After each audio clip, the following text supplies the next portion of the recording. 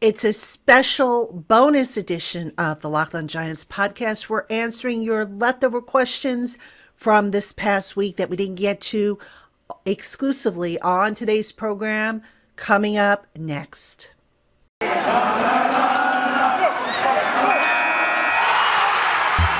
Locked On Giants, your daily New York Giants podcast. Part of the Locked On Podcast Network, your team every day.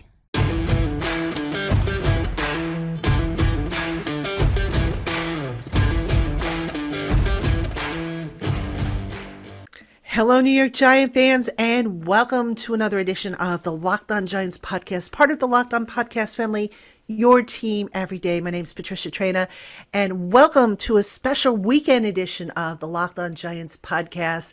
As I've been promising, we had so many questions come in for Twitter Thursday. I wasn't able to fit them all in on Thursday's show. I promised you I would do them on a bonus show, and here we are. Here is today's bonus show.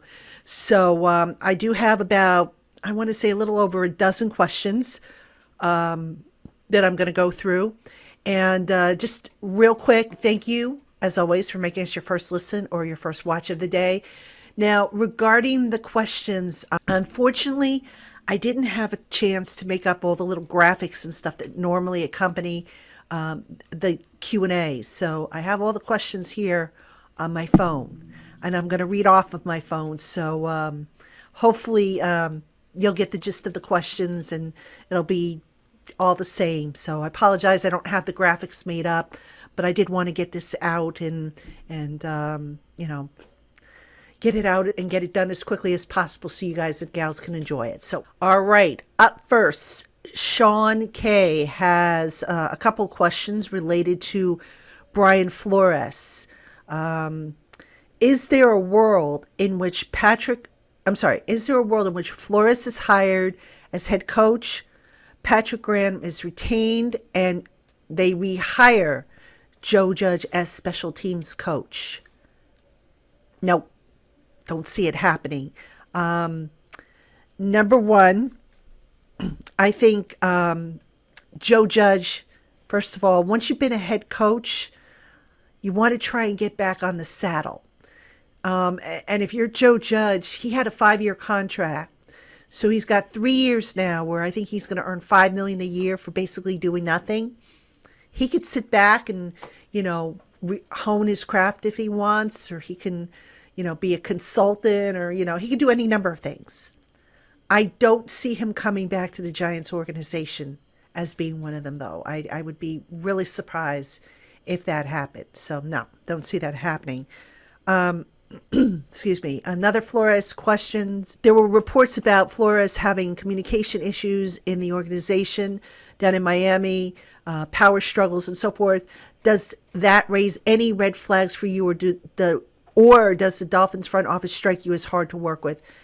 Sean, I don't cover the Dolphins, so I can't really answer that question. But what I will tell you is my very first job, I had this supervisor who I absolutely adored. She was just so fair and just so encouraging and just really a big part in helping to shape my professional life. And she always used to say that the truth lies somewhere in the middle. All right. So I wasn't there down in Miami. I don't know the people who were involved. I don't know what the issues were. I can't comment on that, and it would be unfair to ask me to because, I would just be speculating. So I appreciate the question, but I can't give you an answer there unless I was down there. And even if I were down there, unless I was inside the building every day, it probably wouldn't be fair for me to talk about that without having some kind of concrete proof of these allegations being true. So hope you understand, Sean. But thank you, though, for the other question. I appreciate both of your questions, and I appreciate you listening and tuning into the podcast. All right, up next we have Pete M. And Pete M. asks, do you think the Giants should target a coach with previous NFL head coaching experience? No, not necessarily, Pete. I'm going to say no. All coaches have to start someplace. So I just think you need to target the right person that has the qualities that go into a successful head coach. Experience is great if you can find it. But, Andy Reid at one point was a new head coach. Mike Tomlin at one point was a new head coach. Bill Belichick, and the list goes on and on. But are they able to lead? Are they able to be innovative? Are they able to adapt? Are they able to handle the pressure that comes with the job? Are they able to be creative? Are they willing to listen to others? These are just some of the many, many qualities that I think a head coach has to have. So whether that person has prior experience or is has never been a head coach at any level, but maybe was a coordinator or held a different type of role, as long as they have those qualifications, those qualities, I think you can get by with not having somebody who's experienced. So we'll see what the Giants end up doing, what the new GM, whoever he or she might be, decides to do. All right, the next question comes from Alan B., who, let's see. The list of GM candidates is interesting, but missing from that list is Scott Pioli, although I think a couple of those candidates are from the Pioli tree. I'd love to see Scott Pioli involved, and I bet he can convince Coach Brian Flores to come on board as well. What are your thoughts? I'm not sure I think I want Brian Flores here. Not anything personal, but I would like to see a good offensive-minded coach come in here, given the problems on offense. Because I think offensive coordinators are going to be at a premium. You've got, 8 openings right now around the league? If I'm not mistaken, I think there's 8 head coaching jobs that are open. So why not grab somebody who is a solid offensive mind and make them your head coach? And that's how I would go, to be honest with you. Regarding Scott Pioli, you're right. A couple guys in Kansas City, I think, were from that tree. Scott Pioli, I don't believe, has worked in the NFL for the last few years. And I'm not saying he's not qualified. Please don't misunderstand me. But I would think you would probably want somebody who has been doing it, because every year the game evolves a little bit, here, a little bit there. And a perfect example is, you look at defensive players, especially defensive backs. And now you've got safeties who are able to play slot cornerback, who are able to, play the star linebacker role. I mean, positions are starting to blend together. So I just think it's kind of important to stay up on that. I don't know how well Scott Pioli has stayed up on all that stuff. I do think he would be a good candidate, if he were, not so far removed. But the other thing I think you have to take into consideration here, and this might mean nothing, I don't know, it might mean something, but it looks like the Giants are going for a younger GM, somebody who can maybe sit in the role for more than just 4 or 5 years. So yeah, Pioli, I can't say I'm shocked that he didn't get an interview.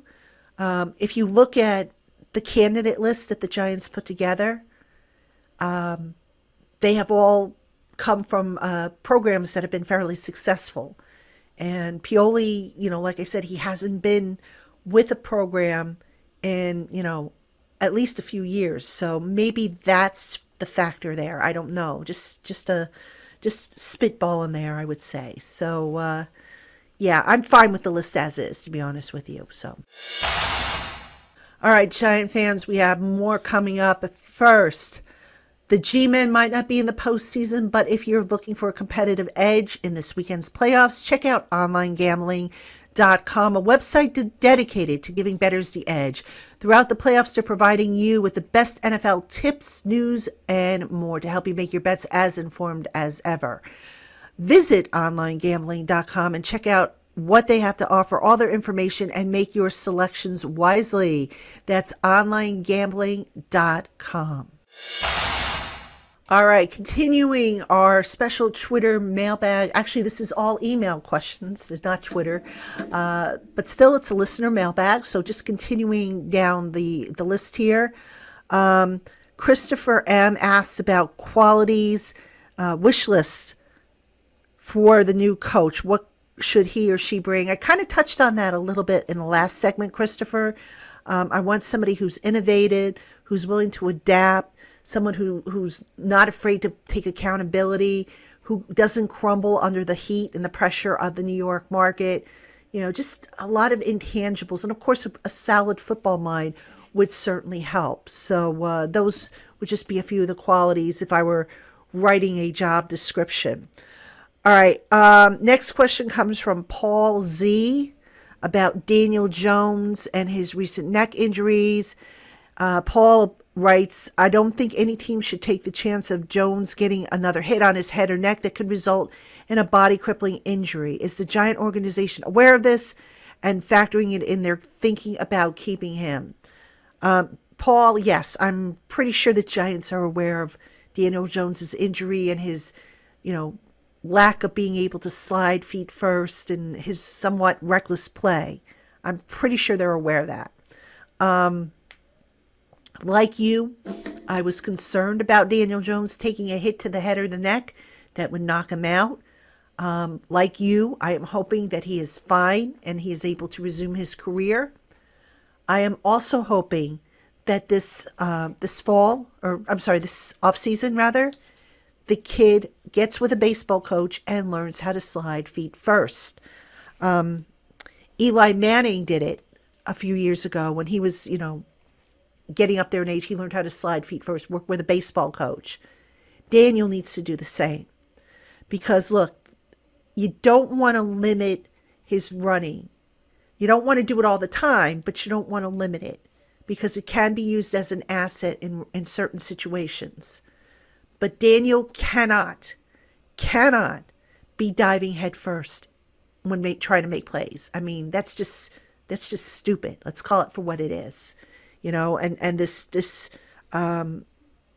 whole thing about Daniel wanting to show how tough he is. Daniel wins some games. It won't matter if you're the biggest wuss in the world. Just win some games, okay? Don't worry about showing that you're tough and, like the rest of your teammates. I think people will respect you either way.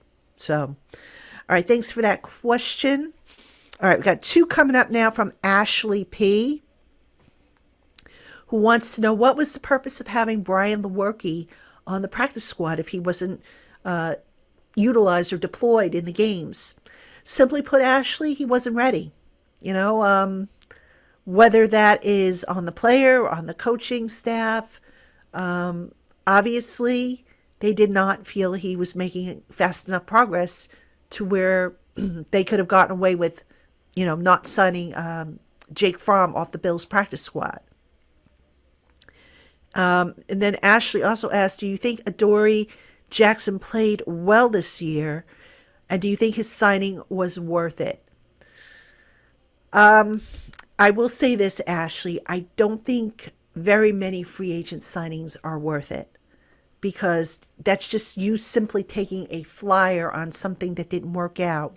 Which in this case, that something was DeAndre Baker. Do I think Adoree Jackson played well? I think he started off slow, but he got better. Then, of course, the injuries hit. I do not think the Giants necessarily got what they paid for. I do not think that they will get what they paid for.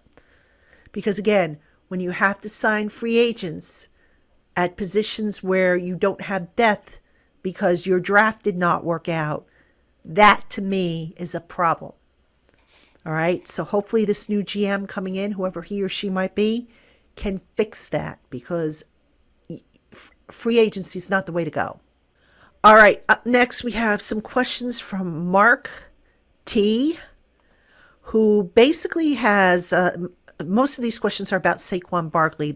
In a nutshell, why do we want Saquon Barkley to make all these dirty runs?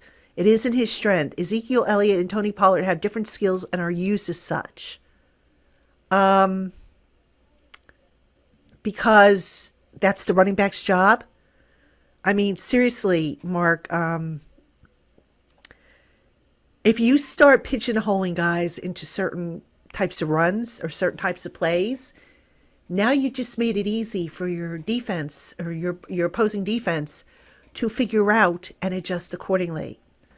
So I'm sorry, I disagree. Barkley has to take the dirty yardage along with the home run yardage. You know, he has to work on that. The run blocking was not very good. It was not very consistent. We can all agree on that, I think. But Barkley at times, too interested, I thought, in trying to find the escape hatch, and that bothered me. Instead of taking what was there, he looked for something more. And there's just times when you just got to say, you know what?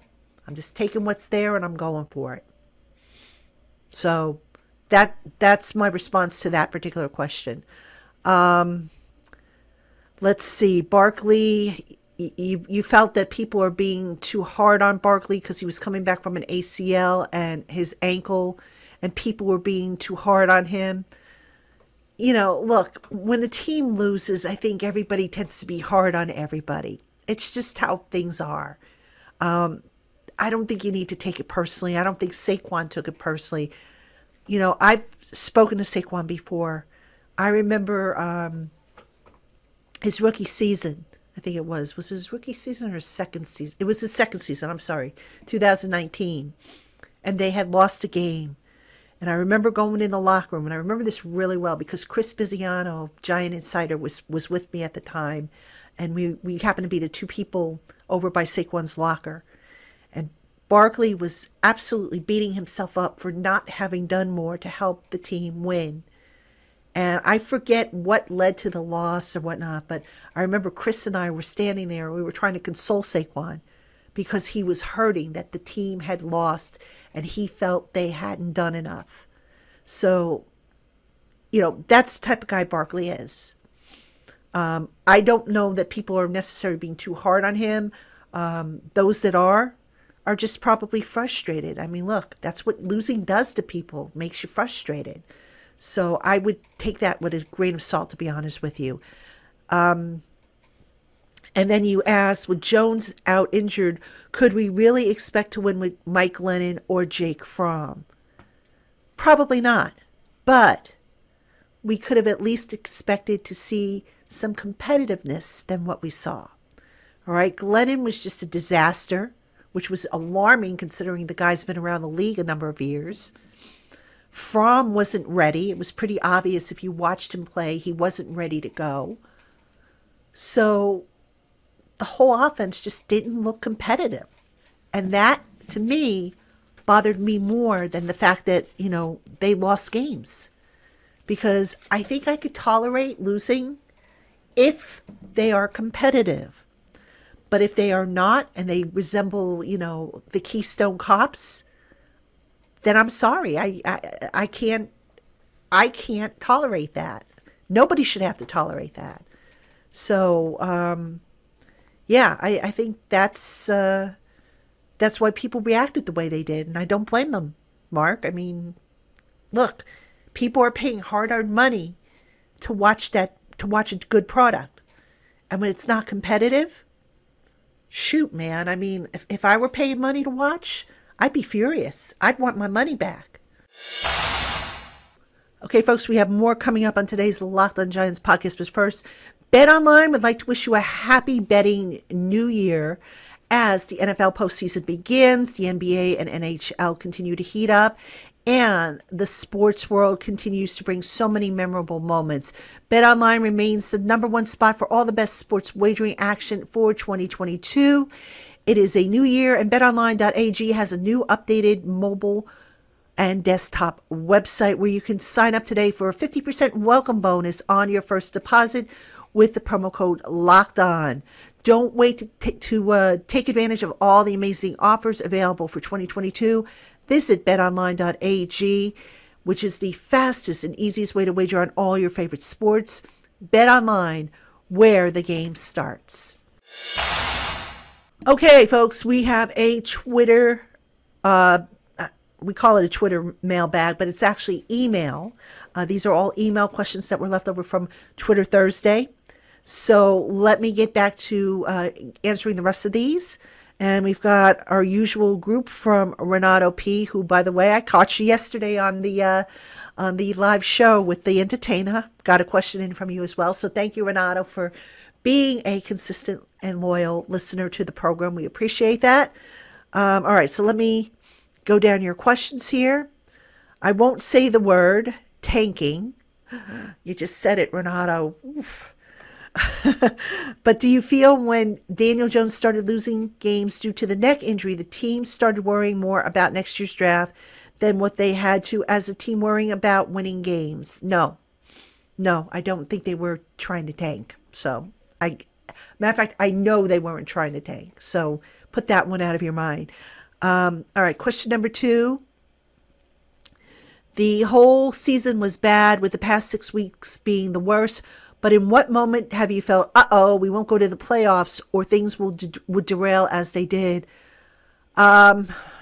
Basically, when I saw them starting to not look competitive, that's when I began to have my doubts.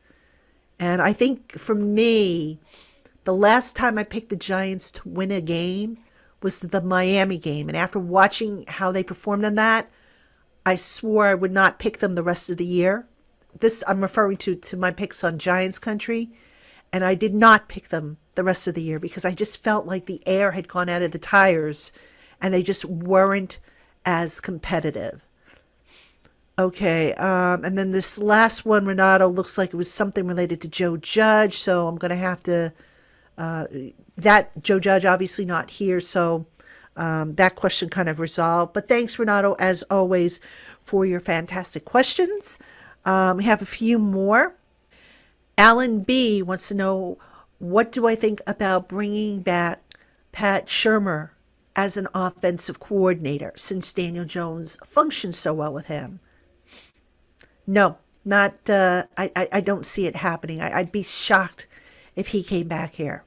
So, look, there are other offensive coordinators out there. I firmly believe this. There are other guys out there that I think can put together a system that plays into Daniel Jones's strength. I mean, move forward. Don't keep looking back. There's what's the point? I mean, I don't get it.